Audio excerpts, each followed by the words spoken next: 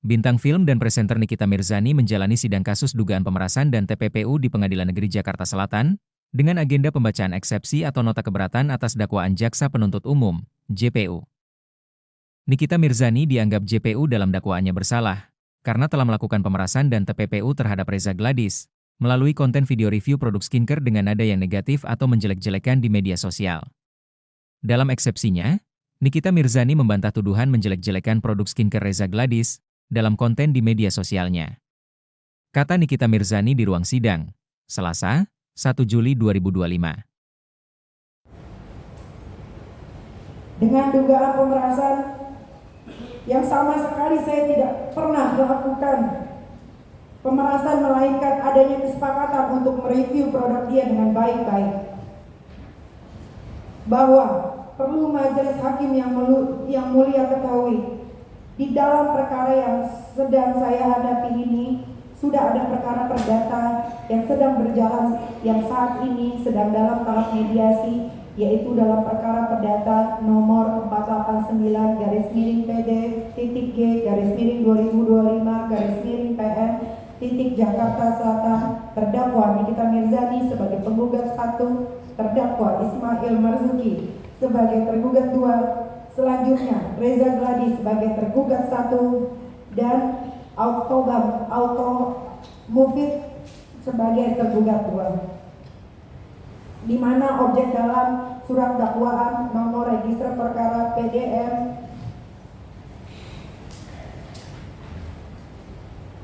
154-EOH-2-06-2025.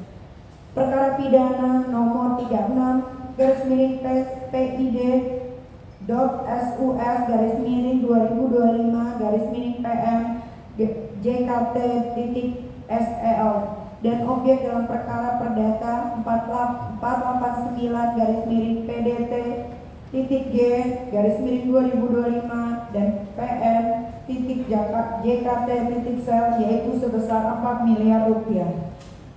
Adalah sama bahwa adapun salah satu permintaan atau petitum terdakwa Nikita Mirzani sebagai penggugat 1 dan Ismail Marzuki sebagai penggugat 2 dalam perkara perdata nomor 489-PDT.G-2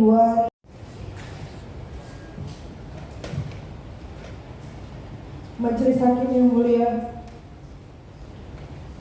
bahwa dengan ini saya tegaskan jelas apa yang saya utarakan pada postingan saya di akun TikTok bukan dimaksud untuk menghina atau mencemarkan nama baik Reza Gladys. Namun postingan itu saya maksudkan untuk mengedukasi kepada masyarakat terkait bahayanya menggunakan skincare yang abal-abal, apalagi sampai dengan menggunakan jarum suntik yang dijual secara bebas di e-commerce, yang seharusnya dijual di klinik kecantikan dengan pengawasan dokter spesialis. Karena kulit itu adalah titipan dan karunia dari Allah yang harus dijaga, apalagi kulit wajah yang sangat sensitif, yang harus benar-benar dijaga, yang merupakan investasi kecantikan yang pertama dilihat oleh sebagian besar manusia pada umumnya. Majelis Hakim yang mulia, dalam sidang yang sangat mulia ini, saya ingin menjelaskan apa yang saya alami merupakan sebuah perbuatan dan tindakan zalim dari pelapor Reza Gladys yang membuat laporan yang mengada-ngada ke Polda Metro Jaya yang zalim dengan sewenang-wenang menjadikan saya tersangka, dan jaksa penuntut umum yang melakukan dakwaan abal-abal yang penuh dengan halusinasi yang diceritanya dipotong-potong, yang dalam dakwaannya perbuatan yang dilakukan oleh orang lain, akan tetapi yang diterdakwakan adalah saya, dan saya yang dijadikan korban kezaliman yang penuh dengan diskriminalisasi dan kriminalisasi. Majelis Hakim yang mulia, berikut ini saya sampaikan keberatan saya yang merupakan bagian yang tak terpisahkan dan merupakan satu kesatuan dengan nota keberatan yang dibuat dan dibacakan oleh penasehat hukum saya untuk membuktikan bahwa saya tidak melakukan tindak pidana pencemaran sebagaimana dakwaan zalim yang dilakukan oleh jaksa penuntut umum kepada saya sebagai berikut. Dakwaan pertama. Kesatu, terdakwa Nikita Mirzani didakwa melakukan tindak pidana mereka yang melakukan, yang menyuruh melakukan, dan yang turut serta melakukan perbuatan dengan sengaja dan tanpa hak mendistribusikan dan atau mentransmisikan informasi elektronik dan atau dokumen elektronik dengan maksud untuk menguntungkan diri sendiri dan atau orang lain secara melawan hukum dengan ancaman akan membuka rahasia, memaksa orang supaya memberikan suatu barang yang sebagaimana atau seluruhnya milik orang tersebut atau milik orang lain. Perbuatan terdakwa sebagaimana diatur dan diancam pidana dalam pasal 45 dalam kurung 10 huruf A junto pasal 27 ayat 2 Undang-Undang Republik Indonesia Nomor 11 Tahun 2008 tentang informasi dan transaksi elektronik sebagaimana yang telah diubah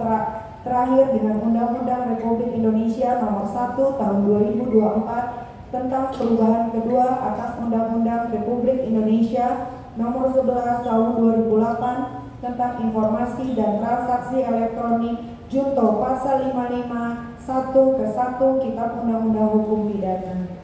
Atau kedua, mereka yang melakukan, yang menyuruh melakukan, dan yang turut serta melakukan perbuatan dengan maksud untuk menguntungkan diri sendiri atau orang lain secara melawan hukum dengan ancaman pencemaran nama baik dengan lisan maupun tulisan atau dengan ancaman akan membuka rahasia, memaksa seseorang supaya memberikan sesuatu yang seluruhnya atau sebagian kepunyaan orang itu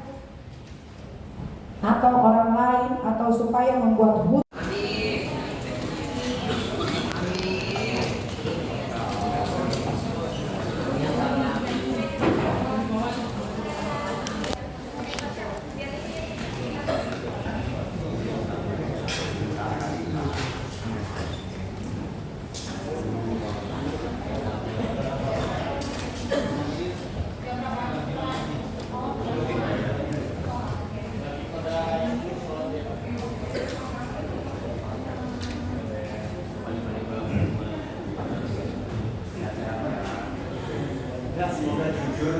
Justice waktu kita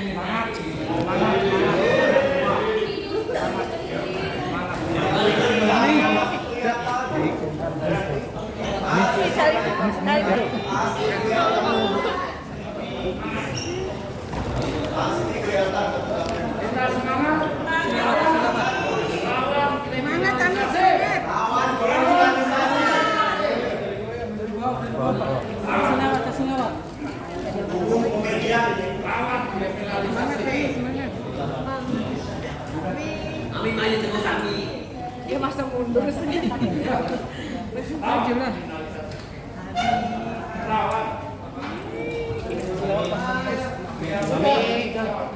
Jangan lupa subscribe ya.